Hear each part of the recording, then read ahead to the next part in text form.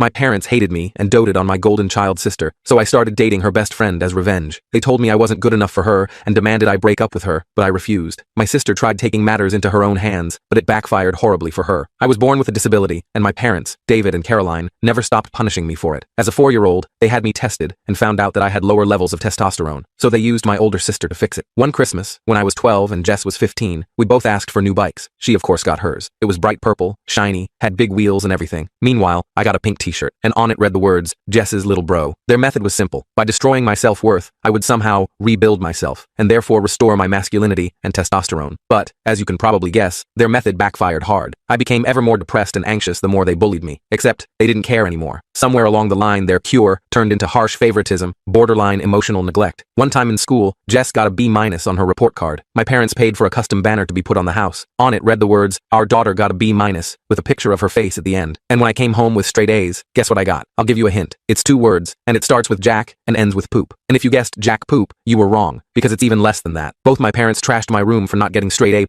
After that, almost nothing surprised me anymore. Even when I got accepted to a solid university with a partial scholarship, my parents called me their biggest disappointment for not getting a full scholarship. Meanwhile, Jess practically flunked out and used the excuse of wanting to take a gap year. That turned into 5. And to celebrate, they threw her a party and bought her a new laptop for her creative journey. But then came one of the only, slightly better parts of this story. I managed to move out as soon as possible, working multiple jobs while taking classes to support myself. But when I couldn't afford to come home for Thanksgiving one year, my father said, "Well, I guess your priorities are elsewhere." Even after creating distance, family gatherings were torture sessions of subtle digs. Still at that starter job, Jess is thinking about starting her own boutique. She's so entrepreneurial. At my graduation, which they arrived late to, my father's first comment was, "4 years for that degree? Seems like a lot of time for what you'll be doing." What made it worse was watching them fawn over Jess, who decided to wear the most extravagant dress possible to the ceremony, so she could be the center of attention. Despite everything, I tried maintaining a relationship with Jess. She was still my sister, but it was completely one-sided. I'd reach out, and she'd either ignore me or somehow turn every conversation into a competition. If I got a promotion, she suddenly had an amazing opportunity on the horizon. If I started dating someone, she'd immediately be in a serious relationship. Once, after not hearing from her for months, I called to share news about a significant promotion. "Hey Jess, guess what? I got promoted to senior analyst." There was a pause before she responded. "Okay, anyway, I just got approached by this amazing startup. The salary is probably more than you'll ever make." Of course, the position she mentioned never existed. And when I finally landed my dream job after years of hard work, I made the mistake of mentioning it at a family dinner. "Guys, I just got my dream job and..." "Okay, but did you hear about Jess?" My mom immediately interrupted. "She met a successful entrepreneur with connections everywhere. That man turned out to be Dwight. He wasn't a successful entrepreneur. He worked in sales at a mid-sized paper company. But the way my parents talked about him, you'd think he was the next Elon Musk." Their wedding was an extravagant affair that my parents spared no expense for. Meanwhile, I was still paying off my student loans. But then, I met one of Jess's short-term friends. And what happened next shifted the family dynamic forever, because Jess was not happy. I can't tell you